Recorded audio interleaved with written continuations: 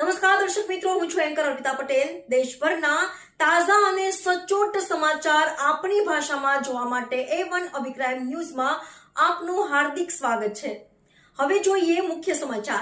હાલમાં હવામાન ખાતાની આગાહી અને વરસાદી માહોલને ધ્યાને લઈ ઉપલેટા વોર્ડ નંબર 9ના સુધરાઈ સભ્યની મોટી જાહેરાત।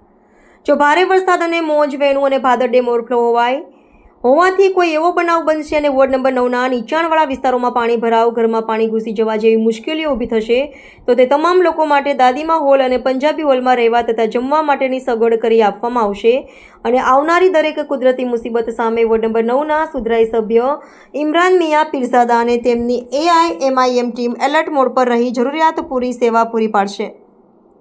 હાલમાં ઉપલેટા તાલુકાને પાણી પૂરું પાડતા તમામ ડેમો ફૂલ થઈ ગયા છે તેમજ હજુ વરસાદ શરૂ થાય જેથી ડેમના દરવાજા જરૂર પડીએ ખોલવામાં આવતા હોય છે, જેને લઈ નીચાણવાળા વિસ્તારોને સાવચેતી વર્તવા જણાવાઈ રહ્યું છે।